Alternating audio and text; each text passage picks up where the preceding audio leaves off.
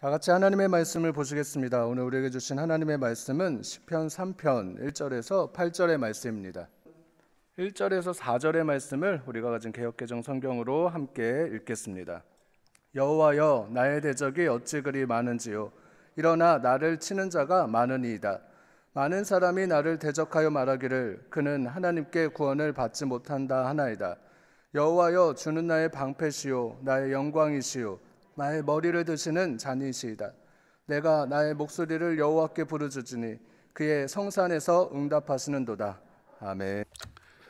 오늘 설교의 제목은 환난 속에서의 기도입니다. 자, 우리 따라서 해봅시다. 환난 속에서의 기도. 환난 속에서의 기도. 환난 속에서의 기도. 환난 속에서의 기도. 이 그리스도인이라고 해서 고난을 다 피해갈 수 없습니다. 그러나 그리스도인은 고난이 고난으로 끝나지 않습니다. 환난 속에서 하나님만 바라며 기도하게 될 때 우리의 아버지가 되시고 그리고 전능자가 되신 하나님께서 놀랍게 우리를 인도하신다는 겁니다. 구원으로 인도하십니다. 그러므로 오늘 말씀을 통하여 극한 환난 속에서도 오직 하나님만 바라며 기도함으로 승리하는 저와 여러분이 되기를 바라며 말씀을 몇 단계로 나누어서 함께 살펴보도록 하겠습니다. 따라서 합시다. 고난이 닥치다. 고난이 닥치다. 고난이 닥치다. 고난이 닥치다. 우리 1, 2절 말씀 우리 함께 같이 읽도록 하겠습니다. 여호와여, 나의 대적이 어찌 그리 많은지요. 일어나 나를 치는 자가 많으니이다. 많은 사람이 나를 대적하여 말하기를 그는 하나님께 구원을 받지 못한다 하나이다. 아멘. 자, 시편 3편의 배경은 이 다윗이 압살롬에 의해서 도망 다니게 될 때 지은 시입니다. 근데 압살롬이 누구입니까? 다윗이 사랑하는 아들입니다. 다윗은 본래 좀 고난이 많은 인물이었습니다. 골리앗을 죽인 영광도 잠시였고 오랜 시간 사울 왕을 피해 도망 다녀야 했습니다. 그리고 그는 수많은 전쟁을 치르기도 하였습니다. 그러나 이 고난은 다윗이 겪은 어떤 고난보다 더 끔찍하고 힘든 고난이었습니다. 그는 인생에서 이제 큰 고난이 끝나고 왕으로서 무언가를 누려보려고 할 때 지금 이 고난을 만나게 되었습니다. 그리고 중요한 것은 자신에게 반기를 든 사람이 다른 누구도 아닌 사랑하는 아들 압살롬이었기 때문입니다. 그래서 이 고난은 그야말로 어떤 여러 가지 면에서 엄청난 고난이었습니다.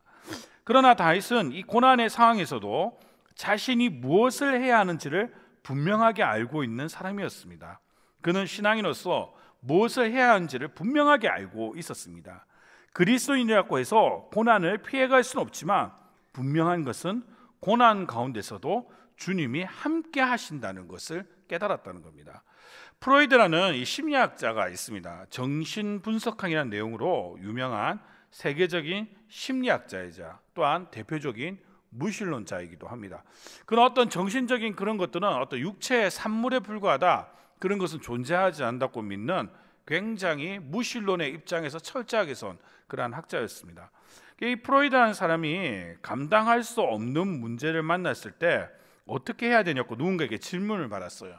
그때 이 사람이 그 사람에게 뭐라고 대답했냐면, 사람이 감당할 수 없는 문제를 만났을 때 할 수 있는 최선의 방법은 체념 외에는 없다, 그렇게 이야기를 했습니다. 자, 인정하고 그것을 그대로 받아들여라. 네가 어떻게 할 수 있는 문제가 아니다, 그렇게 이야기한 것입니다. 근데 실제로 자기 인생에서 그런 일이 벌어지게 돼요. 프로이드가 나중에 나이가 들면서 암에 걸리게 됐는데, 무슨 암에 걸리게 되냐면 구강암에 걸리게 되었습니다. 입안에 암이 생기게 되었습니다. 근데 엄청난 고통 앞에서 그가 할 수 있었던 최선은 딱 하나밖에 없었어요. 그건 뭐냐? 어쩔 수 없지 뭐, 체념이었습니다. 다른 어떤 것도 할 수가 없었습니다. 그러나 이 어려움 앞에서 그리스도인은 다릅니다. 비록 고난은 피해가지 못했지만 그 고난 가운데서도 함께 하시는 주님이 계십니다. 분명한 인도하심이 있습니다. 그래서 고난 중에도 해를 두려워하지 않을 수 있는 것입니다. 그리스도인도 다윗의 고백처럼 사망의 음침한 골짜기를 다녀야 하는 경우도 분명히 생깁니다. 그러나 중요한 것은 그런 와중에도 주님이 나와 함께 하신다는 겁니다. 여전히 지팡이와 막대기로 나를 지키시고 인도하십니다. 문제는 하나밖에 없습니다. 그게 뭐냐? 우리에게 이러한 믿음이 없다는 겁니다. 우리는 나와 함께 하신 주님에 집중하는 것이 아니라 사망의 음침한 골짜기에만 집중하고 있다는 겁니다. 마태복음 8장에 보면 이런 장면이 나옵니다. 예수님과 제자들이 한 배를 타고 갈릴리 바다에 이렇게 가게 되었습니다. 그런데 때마침 기후가 나빠지더니 폭풍이 몰아치게 되었습니다. 다 죽게 되었어요. 누가 봐도 그 배가 이 폭풍을 견딜 수가 없는 그런 상황이었습니다. 자, 그런 상황에서 예수님은 뭐하고 계셨냐? 배에서 주무시고 계셨습니다. 다급하게 놀란 제자들은 예수님을 깨웁니다. 우리가 다 죽게 되었으니 일어나세요, 선생님. 그때 예수님은 다음과 같이 말씀하십니다. 마태복음 8장 26절 말씀 우리 같이 읽어봅시다. 예수께서 이르시되 어찌하여 무서워하느냐? 믿음이 작은 자들아 하시고 곧 일어나사 바람과 바다를 꾸짖으시니 아주 잔잔하게 되거늘. 아멘. 제자들은 이 폭풍이라는 어려움을 피할 수는 없었습니다. 그러나 그들에게는 누가 계셨습니까? 예수님이 계셨습니다. 폭풍을 잠잠케 하시고 이들의 인생을 끝까지 인도하실 예수님이 계셨습니다. 그것도 어디에 계셨어요? 같은 배 안에. 그 배가 큰 배가 아니에요. 여기서 이렇게 보면 서로가 다 보이는 그런 배였습니다. 예수님이 또 주무시고 계셨기 때문에, 누워 계셨기 때문에 더 잘 보였어요. 남들 일어나서 난리치는데 혼자 누워서 주무시고 계시니 얼마나 눈에 확실하게 딱 들어왔겠습니까? 예수님이 명확하게 눈에 들어왔다는 겁니다. 그런데 이들의 눈에 보이는 것은 뭐였습니까? 이들과 함께하고 있는 구세주 예수님이 아니라 바로 눈앞에 폭풍이었습니다. 마치 제자들의 이러한 모습은 우리 자신을 보고 있는 것 같습니다. 병에 걸리고 사업이 어렵고 자녀의 문제가 풀리지 않고 우리 인생에서는 수많은 문제를 만납니다. 피하고 싶은데 피하지를 못합니다. 그런데 정작 나와 함께 하시는 예수님은 바라보지 않고 문제에만 집중하고 있다는 것입니다. 예수님을 믿노라고 하면서 문제보다 크신 분, 나의 참된 목자가 되시고 구세주가 되신 예수님이 바로 멀리 있는 것도 아니라 지금 성령 하나님으로 내 안에 나와 함께 하시는데 우리는 바라보지도 못하고 있고 신뢰하지도 못하고 있는 경우가 참 많습니다. 이게 바로 문제입니다. 저나 여러분이나 문제보다 크신 예수님만 바라보기를 간절하게 소원합니다. 분명히 고난이 있습니다. 그러나 고난 속에 나는 혼자가 아닙니다. 하나님이 함께 하십니다. 예수 그리스도께서 함께 하십니다. 이 사실을 믿는 저와 여러분이 되기를 간절하게 소원합니다. 아멘. 따라서 합시다. 기도할 수 있다. 기도할 수 있다. 기도할 수 있다. 기도할 수 있다. 우리 3에서 5절 말씀 우리 같이 읽어보도록 하겠습니다. 여호와여, 주는 나의 방패시요 나의 영광이시요 나의 머리를 드시는 자이시니이다. 내가 나의 목소리로 여호와께 부르짖으니 그의 성산에서 응답하시는도다. 내가 누워 자고 깨었으니 여호와께서 나를 붙드심이로다. 아멘. 다윗은 고난 가운데 하나님의 이름을 높입니다. 하나님은 자신의 방패이시며 영광이시며 머리를 드시는 분이심을 고백하고 있습니다. 그리고 그런 하나님께 부르짖으니 응답하셨다, 그렇게 이야기하고 있습니다. 우리 마태복음 7장 7에서 8절 말씀 우리 같이 읽어보겠습니다. 구하라, 그리하면 너희에게 주실 것이요 찾으라, 그리하면 찾아낼 것이요 문을 두드리라, 그리하면 너희에게 열릴 것이니 구하는 이마다 받을 것이요 찾는 이는 찾아낼 것이요 두드리는 이에게는 열릴 것이니라. 아멘. 우리 하나님의 음성을 듣고자 기도하며 찬양하고 말씀을 이어나가겠습니다.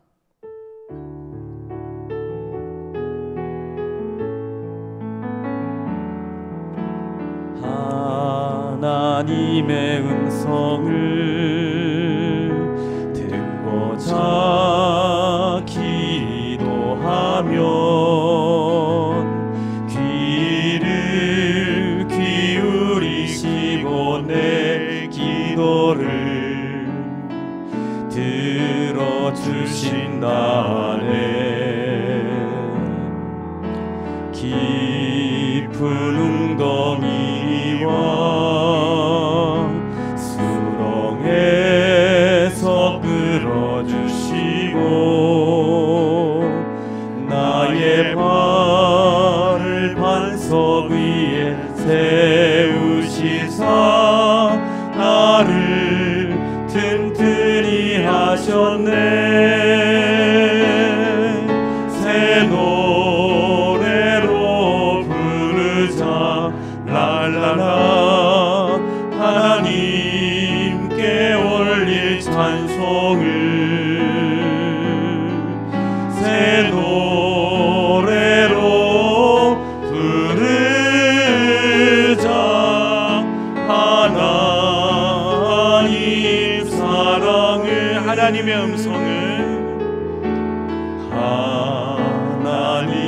음성을 듣고자 기도하며 귀를 기울이시고 내 기도를 들어주신다네.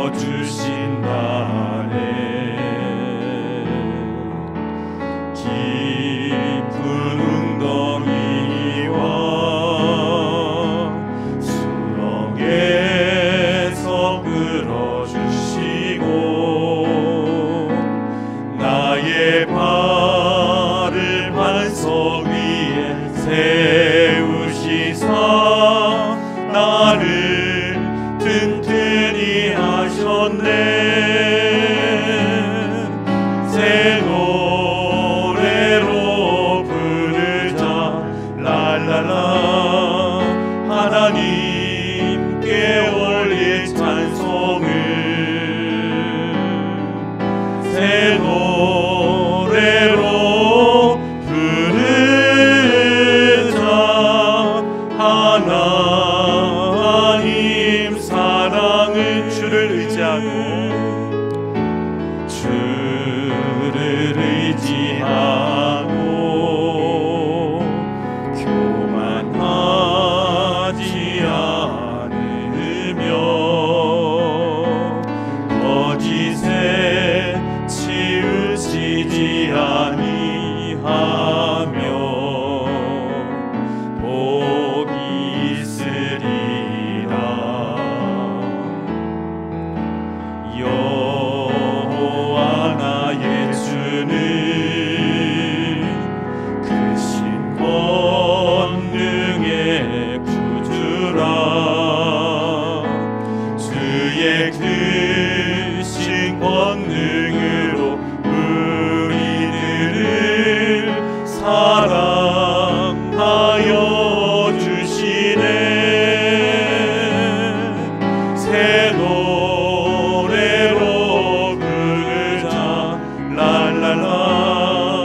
하나님께 올릴 찬송을 새 노래로 부르자. 하나님 사랑을. 항상 주님만 의지하고 신뢰하는 저와 여러분이 되기를 간절하게 소원합니다. 아멘. 하나님께서 이 땅의 그리스도인들을 보시면 가장 이상하게 여기는 것이 있다고 합니다. 그게 뭔지 아십니까? 바로 그리스도인들이 기도하지 않는 것입니다. 기도하면 역사가 일어나는데, 기도하면 환난과 고난 속에서 하나님의 음성을 듣고 하나님의 인도하심을 경험하게 되는데, 많은 그리스도인들이 기도하지 않고 있다는 것입니다. 분명히 성경에 약속하고 있음에도 불구하고 많은 그리스도인들이 기도하지 않고 있다는 것입니다. 기도하면 역사가 일어나는데 정작 해야 될 기도 대신에 자신의 방법으로만 문제에 접근하고 해결하려고만 하고 있습니다. 사람이 하는 행동 중에 가장 어리석은 행동, 바로 하나님께 기도하지 않는 것입니다. 그러므로 기도하지 않는 자는 사실은 뭐예요? 믿음이 없는 자입니다. 그가 가지고 있는 믿음은 진짜 믿음이 아니라 사실은 뭡니까? 가짜 믿음인 것입니다. 사면초가라는 고사성어가 있습니다. 다 아시는 고사성어일 거예요. 사방으로 적이나 어려움에 둘러싸여져서 위태롭다는 뜻입니다. 이 고사성어의 한문을 직역하면 이런 뜻입니다. 사방에서 들리는 초나라의 노래라는 뜻입니다. 자, 이 고사성어의 유래를 알면 이게 무슨 말인지 알 수가 있습니다. 과거 중국의 패권을 두고 이 한나라의 유방과 그리고 항우가 전쟁을 벌이게 되었습니다. 항우하면 천하장사하지 않습니까? 역발산, 기계세로 유명하지 않습니까? 그래서 이 초평 항우가 처음 이 초반 중반까지는 자신의 힘과 그 용력으로 전쟁을 유리하게 이렇게 하게 되었습니다. 그런데 결국 후반에는 이 한나라 유방한테 쫓기는 신세가 되었습니다. 중국 해안 지역에서 항우와 유방이 이제 마지막으로 대치하게 되었는데, 이때 한나라군이 계속 공격을 퍼붓지만 이 항우가 포위되었음에도 불구하고 너무 용맹한 거예요. 그래서 생각보다 이 전쟁이 쉽게 끝나지 못하고 이렇게 질질 끄는 장기전으로 흘러가게 되었습니다. 그때 이 한나라의 책사 장량이 이 유방에게 가서 한 가지 묘책을 제시하게 되었습니다. 주공, 지금 초나라 군사들은 오랜 전쟁으로 몸과 마음이 찢었으니 이럴 때 자기 나라 노래를 들려주게 되면 분명 고향 생각이 나서 군의 사기가 많이 꺾일 것입니다. 그러니 밤마다 초나라 포로들로 하여금 구슬프게 노래를 부르게 합시다. 그래서 포위를 한 다음에 전쟁은 하지 않고 밤마다 이 포로들을 시켜서 이 초나라의 아주 그 구슬픈 노래들을, 옛날 노래들을 이렇게 부르게 하였습니다. 그런데 이 장량의 책량은 결국 뭐냐? 성공하게 되었습니다. 초나라 군사들은 들려오는 노래소리에 고향에 두고 온 처자식 그리고 부모님이 저절로 생각이 나서 한 명, 두 명 탈영하게 되었고, 이 항우는 싸움에서 패배하게 됩니다. 그리고 한나라가 중국을 통일하게 됩니다. 저는 이 고사성어를 접하면서 이 사면초가의 모습이 우리가 기도하지 않는 모습과 너무나도 똑같다는 그런 생각을 하게 되었습니다. 사실 뭐예요? 사면초가의 고사의 유래를 보면 제대로 싸우지도 않고 마음이 꺾여가지고 결국 전쟁에서 졌다는 거예요. 우리가 기도하지 않으면 바로 진짜 이런 사면초가의 상황에 빠지게 된다는 것입니다. 아직 싸우지도 않았는데 마음이 꺾여서 겁부터 나서 전진하지 못한다는 겁니다. 마귀가 주는 두려움에 굴복하고 세상의 방법에 유혹당합니다. 정작 싸움다운 싸움도 못하게 됩니다. 기도할 때 구슬픈 노래가 들리는 것이 아니라 승리의 노래가 들리는 것입니다.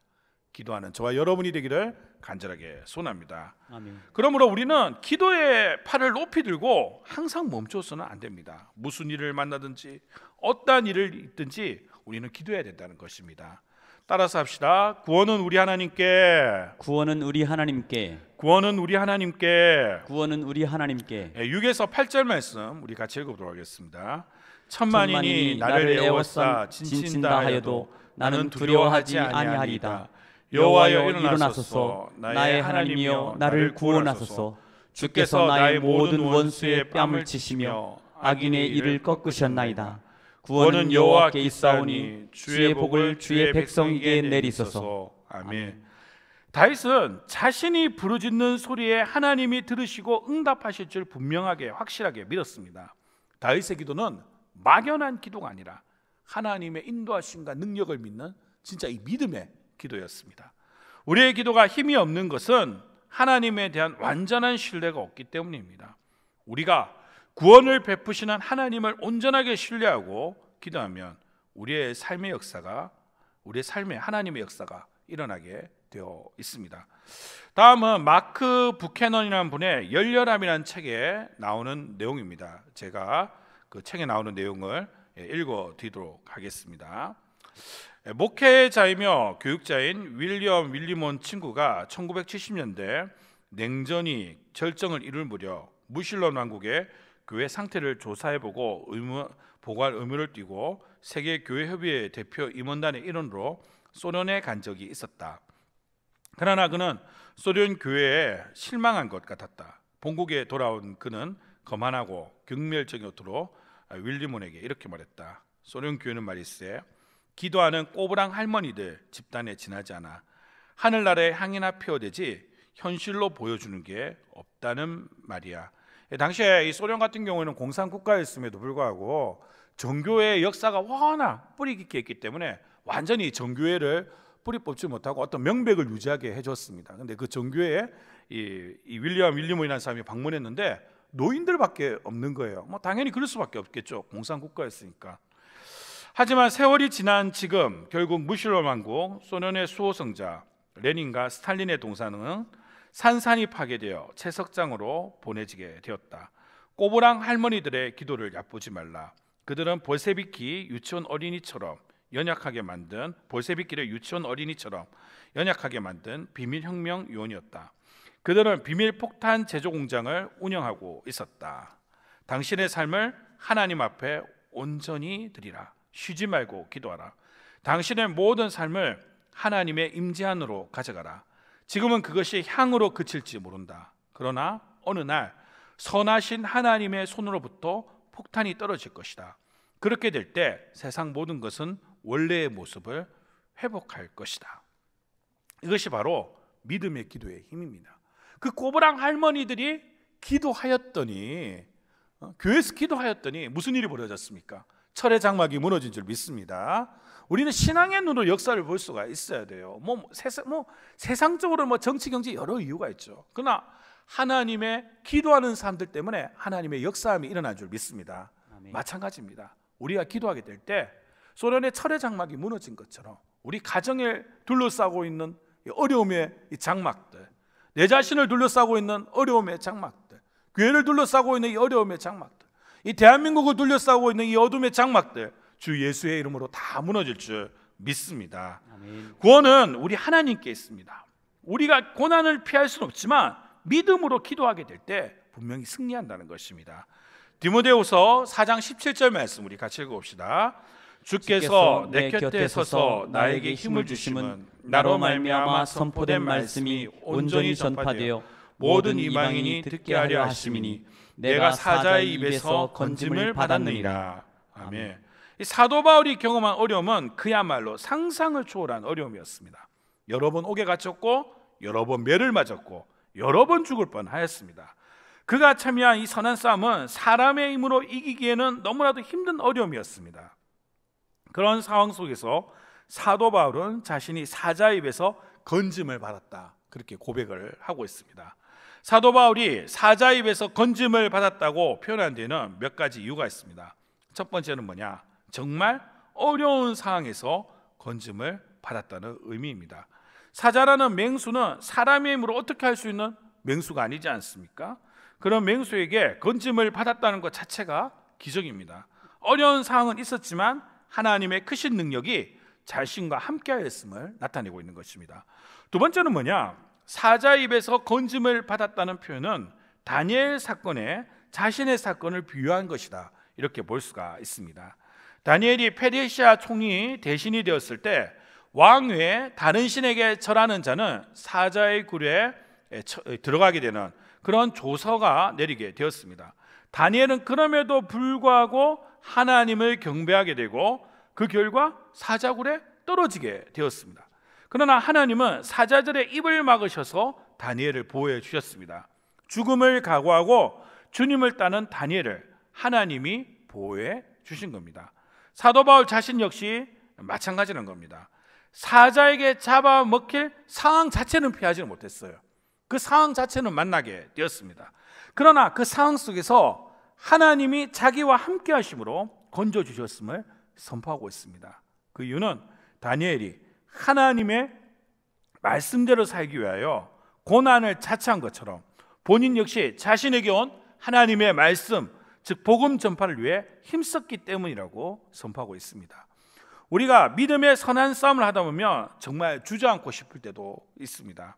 마치 사자가 가까이에서 나를 잡아먹으려고 하는 것처럼 보일 때가 있습니다.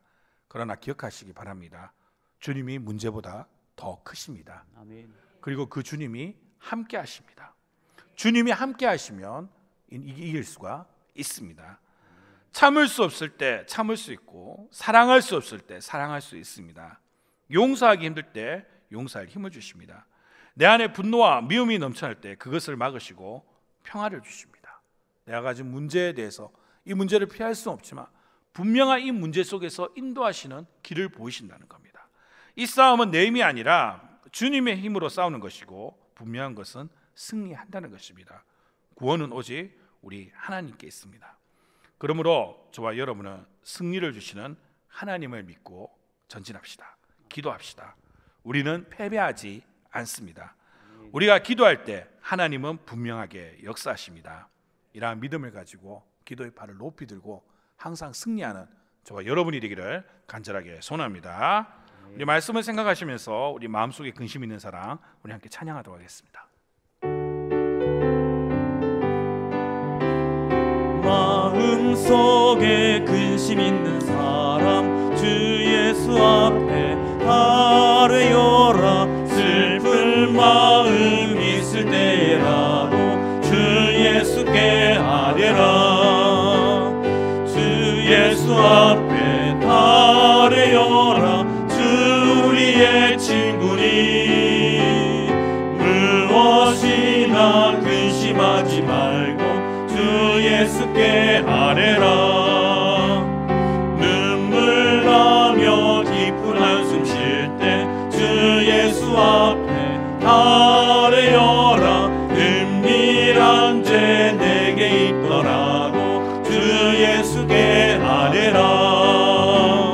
주 예수 앞에 아뢰어라. 주 우리의 친구니 무엇이나 근심하지 말고 주 예수께 아뢰라. 괴로움과 두려움 있을 때에 주 예수 앞에 아뢰어라. 내일 일을 염려하지 말고 주 예수께 아뢰라. 주 예수 앞에 아뢰어라. 주 우리의 친구니 무엇이나 근심하지 말고 주 예수께 아뢰라. 죽음 앞에 겁을 내는 자요 주 예수 앞에 아뢰어라. 하늘나라 바라보는 자요 주 예수께 아뢰라. 주 예수 앞에 아뢰어라. 주 우리의 친구니 무엇이나 근심하지 말고